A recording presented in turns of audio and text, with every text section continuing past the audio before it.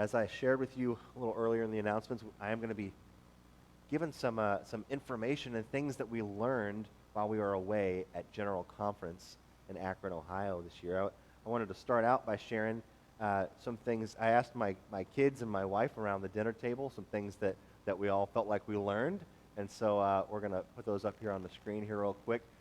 First, my twins, they learned that elevators were really fun.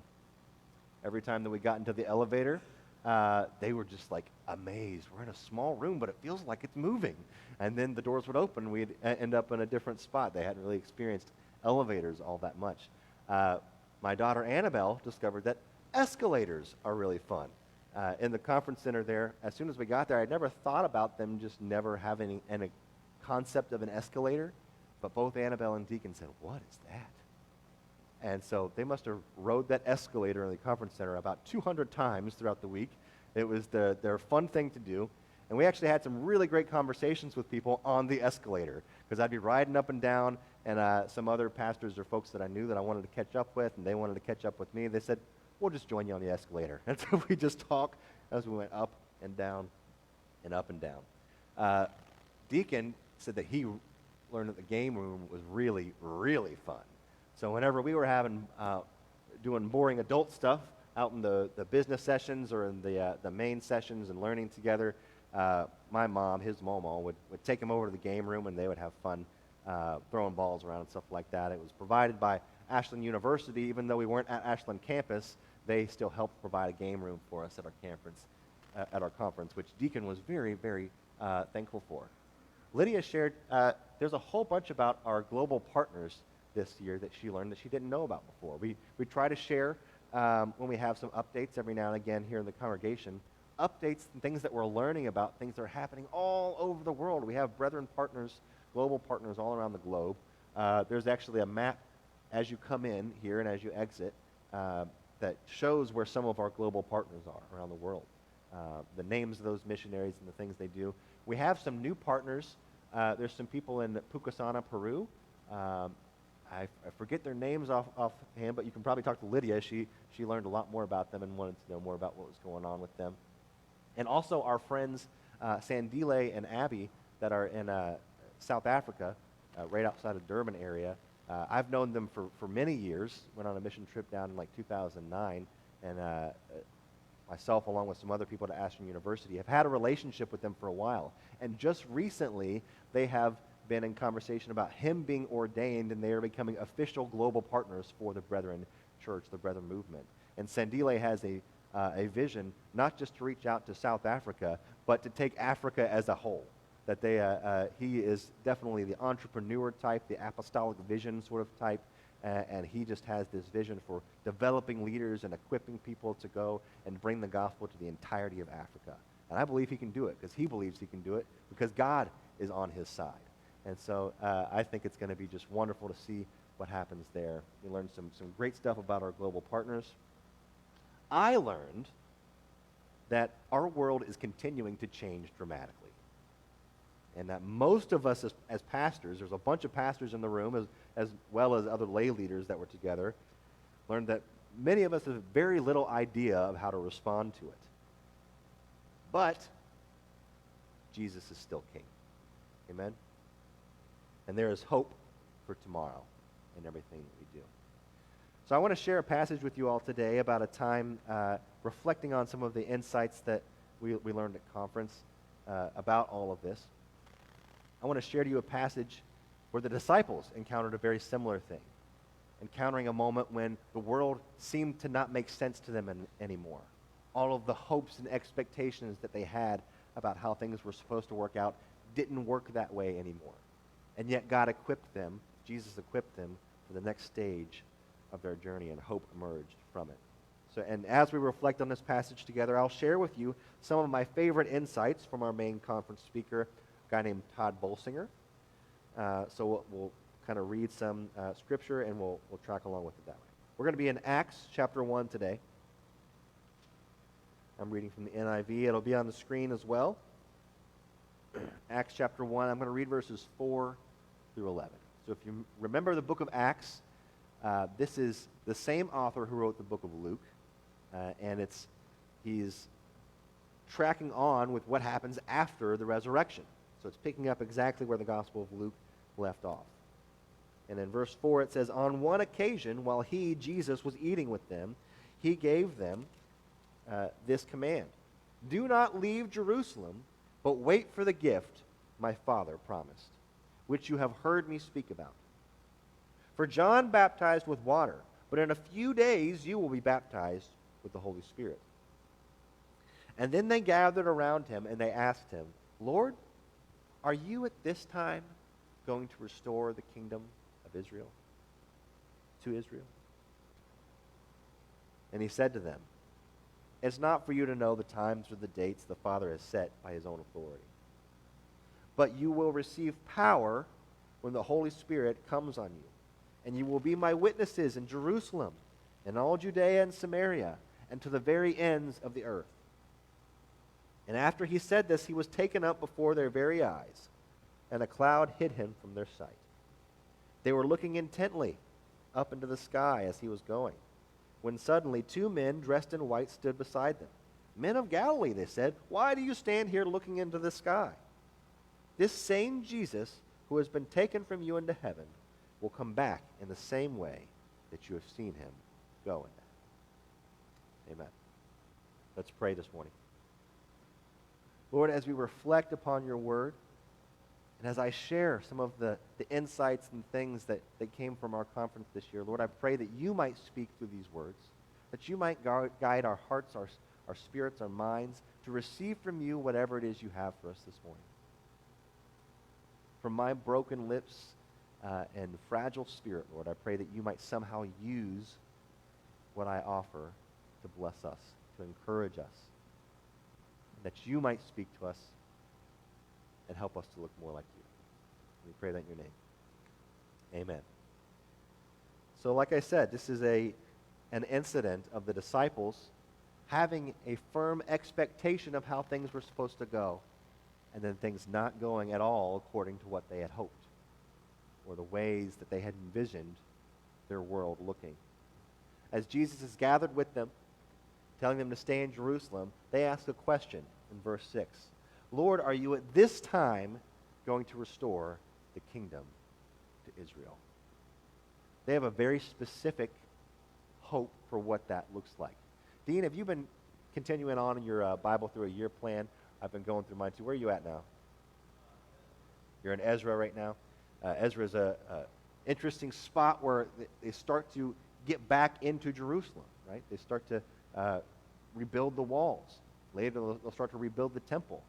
As my wife and I are also doing the Bible in a year plan, it's been really meaningful for me to see again and notice again how these promises of God for the people of Israel track throughout the Old Testament narrative and how they kind of grow and develop.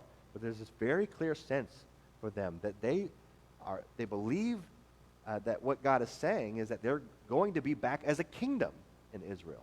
Not some sort of spiritualized thing, but that they are going to be back in the nation. The kingdom is going to be restored. And that is what the disciples are thinking as they're asking this question to Jesus. They say, are you going to restore the kingdom right now to Israel? Is it going to look like it used to look like when David was king, when all of his descendants were king, when we had borders and a nation state and ways of living that were distinct from everyone else? Is this going to be restored now?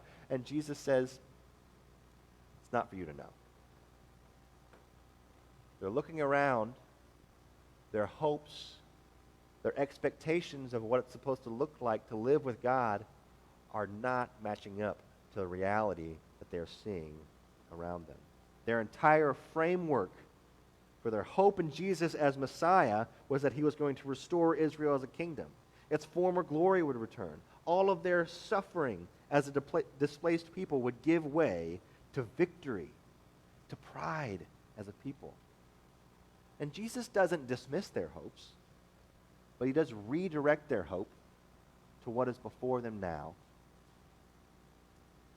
Our conference speaker, Todd Bolsinger, wrote a book called Canoeing the Mountains. And in this book, he talks about Lewis and Clark, great adventurers of our nation. You maybe remember the story of Lewis and Clark looking for the Northwest Passage. They were adventuring and they were trying to find a navigable water route from the to the Pacific, so going through the west to get to the Pacific. They were expert canoers. They spent 15 months going upstream on the Missouri River, trying to get to where that was the extent of their knowledge of what they knew, to get to the source of the Missouri River. And they got there, and they were writing in their journals, they're ready for the next day to be able to go up, look over the other side, bring their canoes, maybe take about a half-day trip, find the other river, the Columbia River, and just kind of sail easily to the Pacific. Instead, they take up their canoes, they walk over, and they see miles and miles of the Rocky Mountains. The landscape was not at all what they thought it was going to look like. He says it's interesting because the Mandans, the native tribes who had kind of given them some directions as to where they needed to go on this, they had told them, hey, there's mountains that you got to cross to get to the other side to where there's a river. And they're like, yeah, we know. We're from the Appalachians. We know what we're doing. And, I'm from Appalachia. Those mountains are very different than the Rocky Mountains.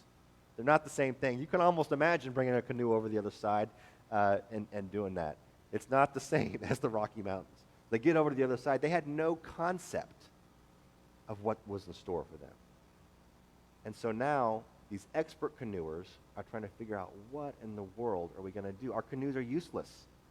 Their skills are useless in the face of the Rocky Mountains. There was no Northwest Passage. There was no navigable river. There was no water route. All of their hopes were wrong.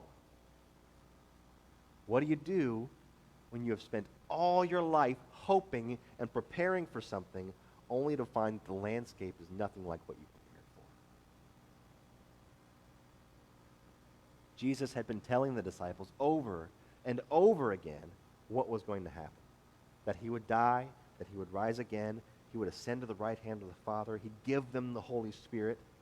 For the disciples, they were picturing something different. Just like Lewis and Clark being like, yeah, we know mountains. They're like, okay, their concept of what he was talking about just didn't fit. The landscape that the disciples walked into was completely foreign to them. It was foreign to their experience, foreign to their expectations. And in many ways, this is the dilemma that many of us, as Christians, as congregations, as church leaders, are experiencing these days. We have rapidly entered a post-Christian world. We lament it, but the lamenting doesn't change the reality, nor does it help us rise to the challenge. We know that it's true because we talk about it all the time. Right? We talk about the ways that society has drifted away from Christ. We say that because there was a time in which Christianity was the norm. It was expected that people would come to faith. It was expected that this is what you do in life. And for many of us in the church and as Christian leaders, it was like, if you build it, they will come. If you have a building, if you run your programs in a way that's semi-healthy, that you will have people who will come in the doors. And then the question is, how do you disciple? How do you do that well with the people who come in the doors? We have rapidly entered into a different society, a different area where we can't not just assume that people will come in the doors anymore. We can't just assume that is how it will work. We are in uncharted terrain. This is a quote directly from Bolsinger's book. Uncharted terrain, trying to lead dying churches into a post-Christian culture that now considers the church an optional, out of touch, and irrelevant relic of the past. Oof, right? So, what do we do? Most of us will do what we have always done and just try to do it harder, try to do it a little better than we did before, and hope that it works. Bolsinger shares about a guy named Steve Yamaguchi who had a spiritual mentor who was a priest, and that priest, Father Pat, his brother was a fighter pilot, and at one point for his birthday, for Father Pat's birthday, his brother decided to bring him to the military base and let him have a chance to go through a a flight simulator. Really fun experience. So he got in there, he crashed it several times through all of that, and got out and was asking the person who ran the flight simulator, why do you guys do that? Why do you train this way? Why do you use flight simulation to train all your pilots? And the person running it said this: in the moment of crisis, you will not rise to the occasion. You will default to your training. When crisis hits, when difficult things arise, we rely on what we know. We can't innovate at a time like that. You just go back to what you know how to do, right? You fall back to your training. The problem is, what if your training doesn't help with that situation? If you're an expert canoeer, it doesn't help when your crisis is you're facing mountains. If you're an expert at running church services, it doesn't help when people don't care about the church service, right? So what does it look like to actually make disciples in a different sort of world like that? The good news from the Gospels is that Jesus trains and equips us for change if we will be open to receive the training. Discipleship is not about making good churchgoers. Discipleship is about Jesus training people, equipping people, filling us with his Holy Spirit to be change makers in our world. And if we will follow him, if we will really allow him to do it, he gives us all the skills that we need. Following Jesus means being equipped in a changing world. I want us to reflect for a minute. We just went through, it feels like forever ago now. I was gone for 2 weeks. But before I left, we finished a series on the signs of Jesus and these miracles that Jesus performed. And throughout the Gospel of John, we talked about how John lays out these signs as things that point to certain things about Jesus. And I was sharing that it was important that Jesus taught in that way. Not just that he spoke things, but that he gave people experiences, tangible experiences, that challenged them to act in different ways. And I think this tells us something about how Jesus disciples us, what discipleship really looks like. It's not just Bible studies and worship services. Those are important parts of our spiritual formation. I mean, Jesus and the disciples, they did go to synagogue services. They did worship together. They did talk about the Bible in the Old Testament, the law and the prophets. But that obviously wasn't all of it for them. Sometimes Jesus taught them along the way. He'd give them direct statements. He'd talk in parables. He would give them commands.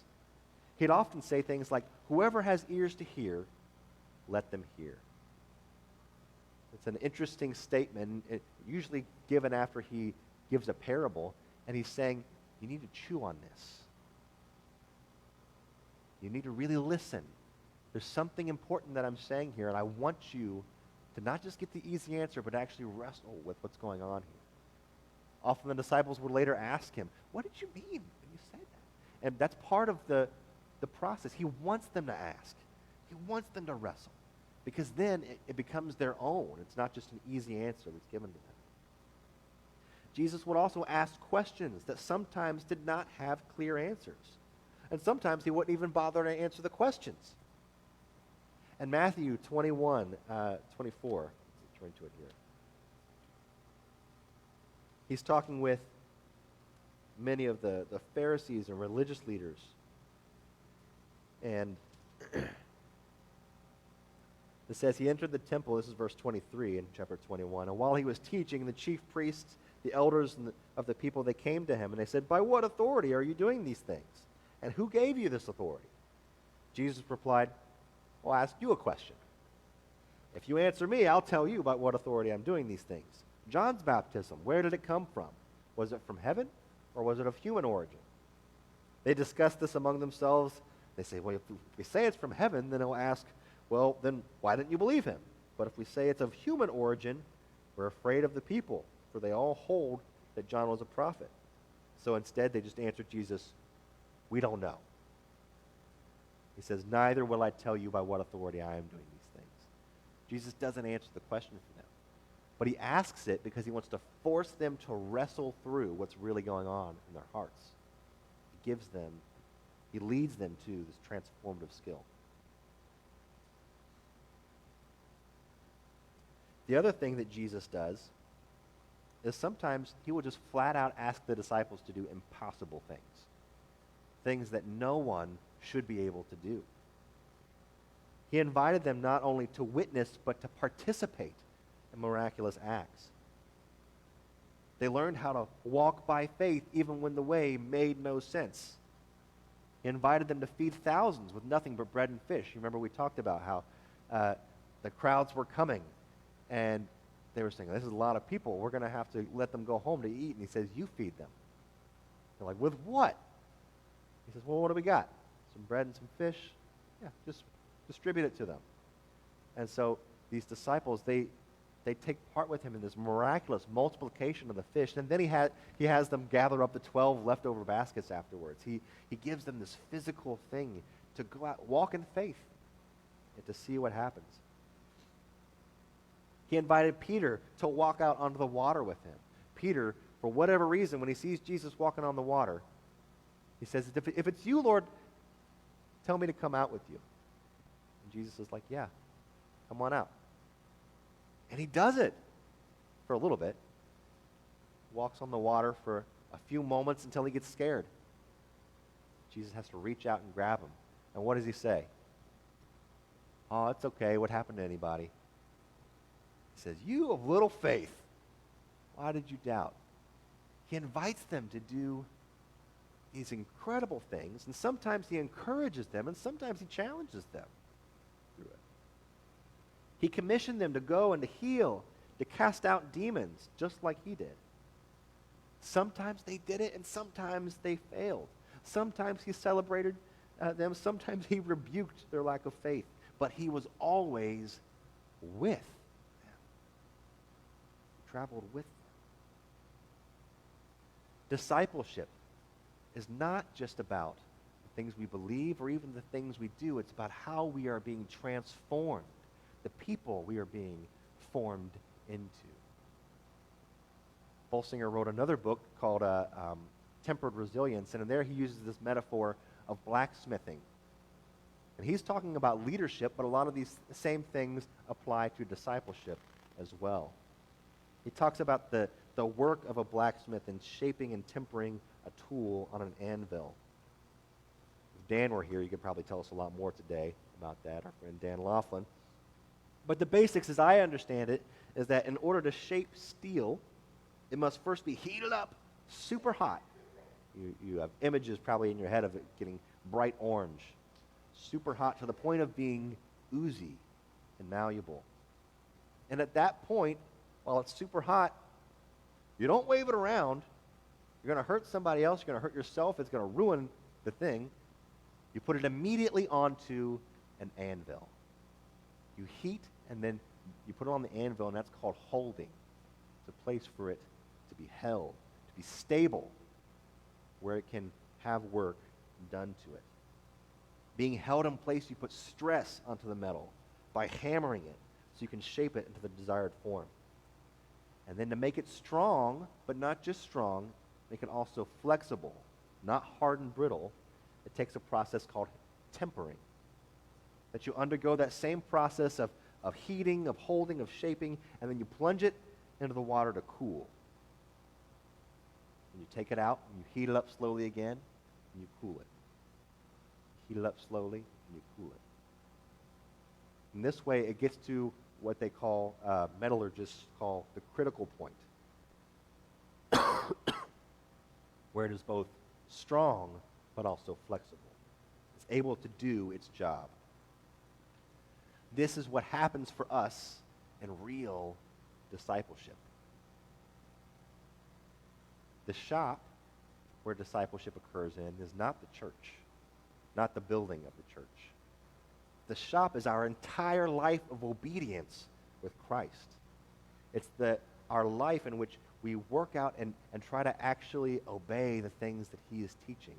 And in the process, that gives us the context for the transformation to happen.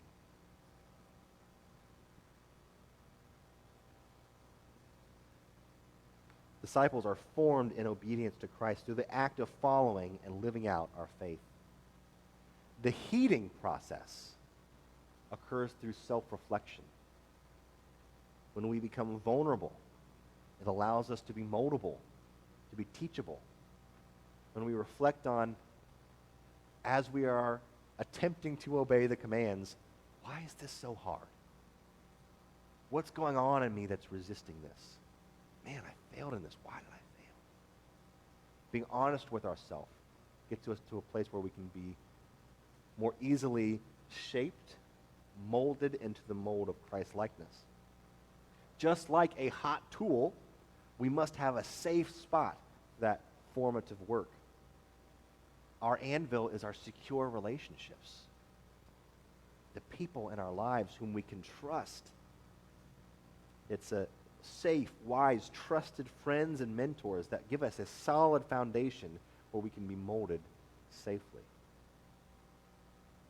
The hammering, the shaping, our hammers are our spiritual practices that forge strength and character in our lives. Things like prayer, study, fasting, worship, service. There are tons of them. These spiritual habits, they aren't about becoming better at the actual habits and practices themselves. It's not about becoming a really great prayer warrior, about becoming really great at study. That's not what we're being shaped into. Those help mold us into Christ-likeness and give us the character that we need. That as we pray, we are shaped into Christ-likeness. That as we study, we learn where we are out of step with God's will. We're molded into that place.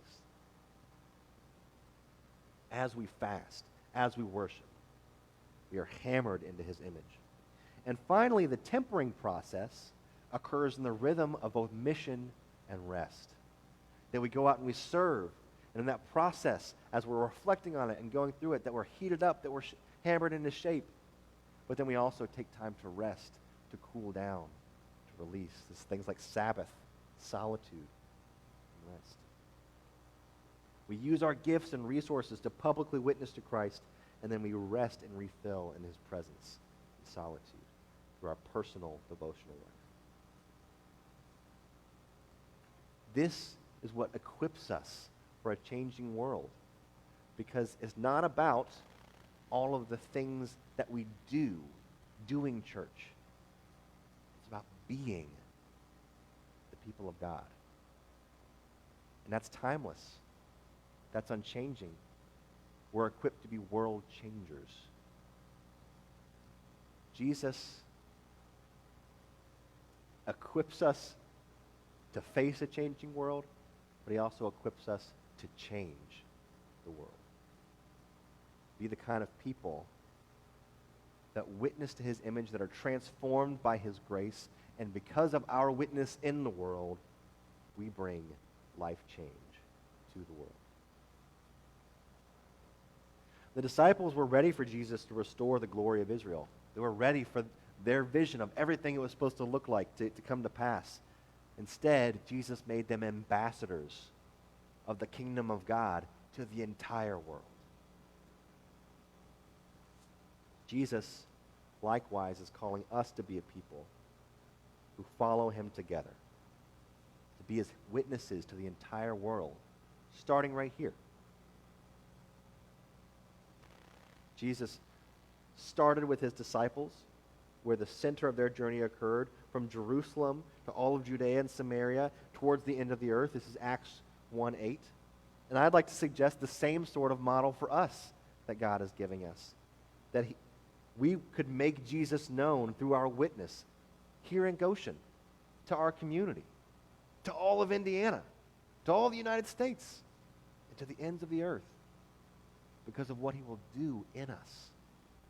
And it starts from the inside out, both personally in our lives, but also then corporately. It starts from the inside within us, out into our community, out into the state, out into the nation, out into the world. It's transformation from the inside out.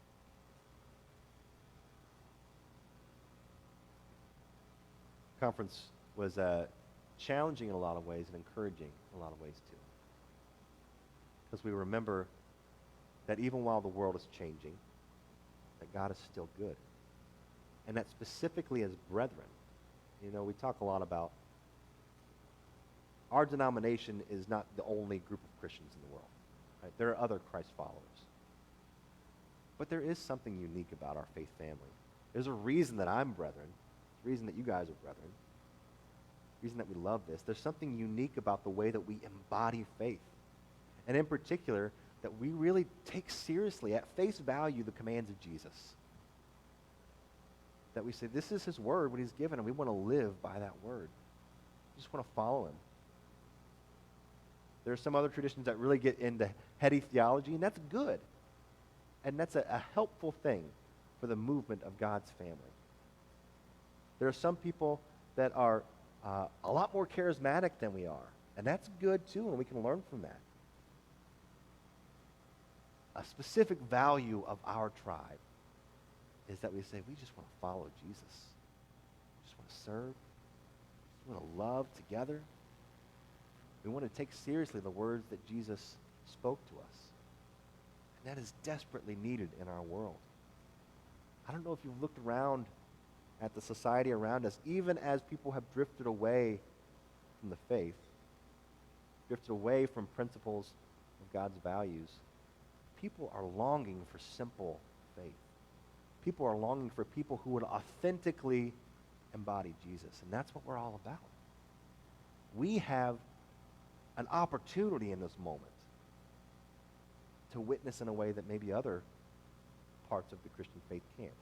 Maybe other denominations aren't as well suited for, if we will be ready for it, if we will follow what Jesus is calling us to. In the coming weeks, we're going to be talking a little bit more about discipleship, what that transformative relationship looks like in the different spaces of our lives, moving from the most inward places, the most personal spaces of our lives, our private relationship with God, to the most outward spaces, our interactions with the public world. And in between, all of those other relationships in our life that help to provide that anvil, that safe space for us to be formed and molded.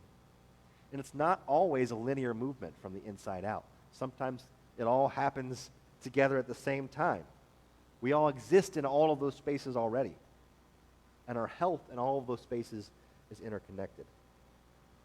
But maturity in the whole of our lives requires a willing submission to Christ's leadership, to his lordship, that we would follow. We have to enter the shop obediently,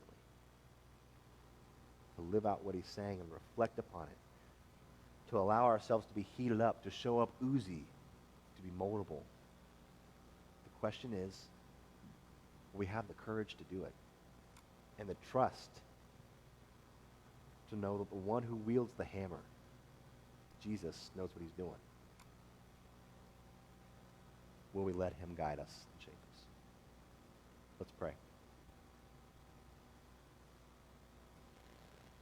Lord, you're good, and we trust you. We trust you. And in the times when we don't, and maybe when we're places we're unwilling to admit, or that we don't even recognize that we haven't invited you into that space, we pray that you would break us. We pray that you would lead us to a place to heat us up, to mold us, to take away the impurities. Lord, would you help to shape us into your image, to let go of all that is not of you, hold on tightly to you, that we can be your witnesses in a changing world. We long to honor you in all that we do. Amen.